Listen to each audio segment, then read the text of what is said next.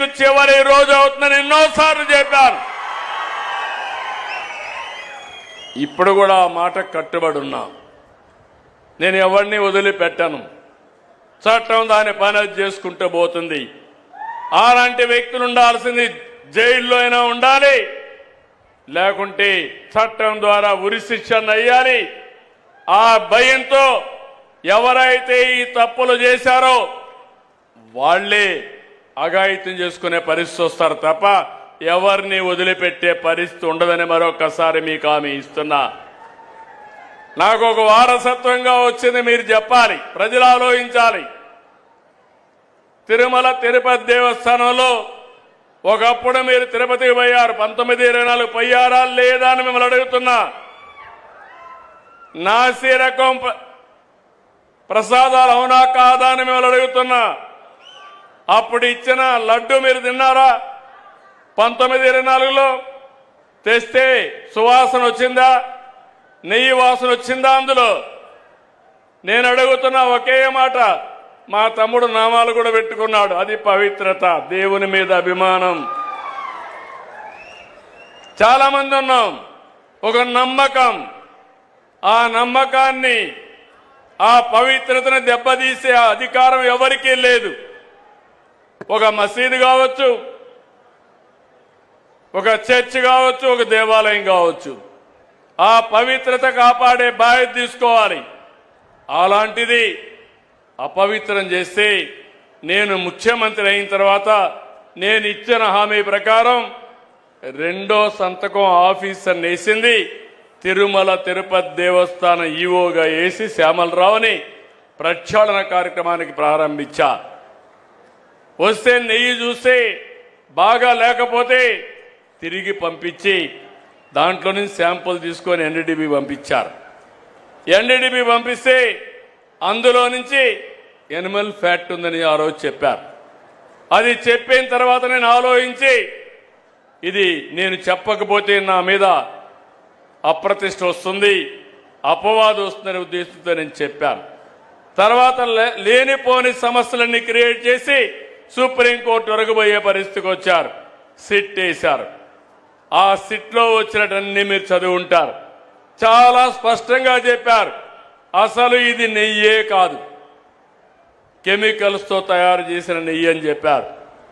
రాష్ట్ర ప్రభుత్వాన్ని కూడా యాక్షన్ తీసుకోమని అధికార యంత్రాంగం పైన ఒక రిపోర్ట్ పంపించారు. ఇవన్నీ వస్తే తప్పుని తప్పించుకోవడానికి, వాళ్ళు చేసిన తప్పును వేరే వాళ్ళపైన వేయడానికి ప్రయత్నం చేసే నీచులున్నారంటే ఏమనాలి నాకైతే అర్థం కావడంలా.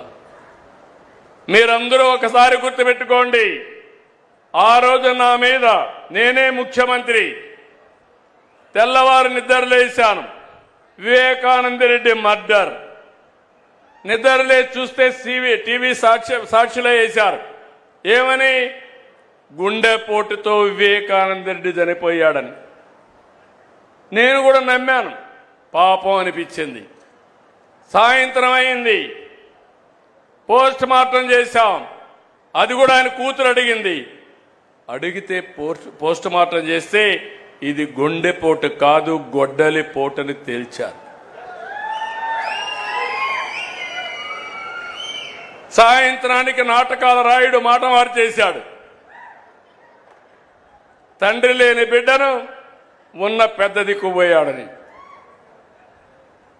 అది అయ్యింది. తెల్లవారి నిద్ర లేస్తానే సాక్షి పేపర్ ఒకసారి మీరు గుర్తుపెట్టుకోవాలి. నారాసుర రక్త చరిత్ర నా చేతిలో కత్తి పెట్టి నా జీవితంలో ఊహించని సంఘటనది. నేను రాజకీయం చేస్తాను కానీ రౌడీల గుండెల్లో రైళ్లు పరిగెత్తిస్తాను కానీ సంఘ విద్రోహ శక్తులను అణిచివేస్తాను కానీ ప్రాణానికి కూడా లెక్క పెట్టుకోను కానీ నేను నేరాలు చెయ్యబోనని మీ అందరికీ హామీ ఇస్తున్నా. అది నా నిజాయితీ, అది నా యొక్క జీవితం అంతా కూడా మీరు చూశారు.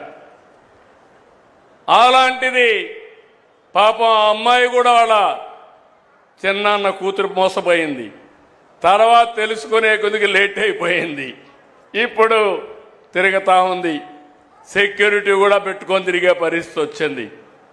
నిన్న మీరు చూస్తే ఇంత స్పష్టంగా చెప్పితే అపవిత్రం చేశారని చెప్తే అవినీతి జరిగిందని చెప్తే తిరిగి హెరిటేజ్ అనే కంపెనీ తీసుకొచ్చి నా పేరే వేసి తప్పించుకోవాలంటున్నానంటే కరుడు గట్టిన నేరస్తుడు అవునా కాదా అని మిమ్మల్ని అడుగుతున్నా. అలాంటి నేరస్తులతో రాజకీయం చేయాలనా? ఏమంటారు మీరు? అంటే మీకు బాధ్యత లేదా? నాకు ఒక్కడికైనా బాధ్యత రాష్ట్రాన్ని కాపాడుకోవడం మీకు బాధ్యత లేదా? ఎందుకు మీరందరూ కూడా గట్టిగా ముందుకు రావడం లేదు నేను అడుగుతున్నా. మంచిని అభినందించాలి, చెడుని ఖండించాలి, చెడు వ్యక్తులను కూడా ఎక్కడికక్కడ మీరు నిరాకరించే పరిస్థితి రావాలి. అప్పుడే రాజకీయాలు ప్రక్షాళన అవుతాయి. అట్లా కాకుండా ఏదో చిన్న చిన్న దీని మీదనే ఆలోచిస్తా కూర్చుంటే నాకెందుకు వచ్చిందని మీరు ఇంట్లో పడుకుంటే 5 ఏళ్లు మీకోసం నేను కష్టపడ్డా. కడాన నాకు ఎప్పుడూ ఊహలో కలలో కూడా ఊహించలేదు. నేను కూడా జైలుకు పోవాల్సి వచ్చింది. దేని మీద పోయాను మీరు చూశారు. నాకు ఒక నోటీస్ ఇస్తే నేను సమాధానం చెప్పేవాడిని. ఉన్న పళంగా నిన్ను అరెస్ట్ చేస్తున్నా అని పట్టుకొచ్చి లోపలేసే పరిస్థితికి వచ్చారు. కానీ దేనికోసం పోరాడాను? దేనికోసం? 40 సంవత్సరాలుగా నన్ను అభిమానించారు.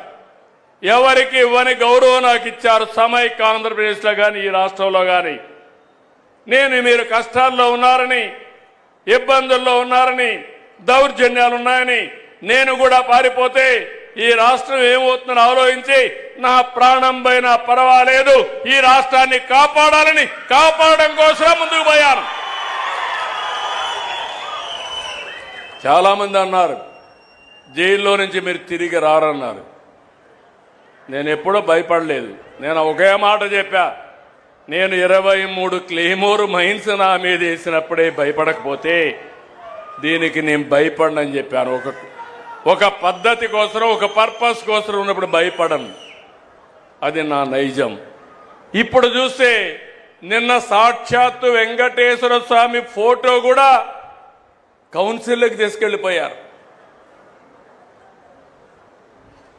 ఏం తమ్ముళ్ళు, ఇది మీకు న్యాయం అనిపిస్తుందా?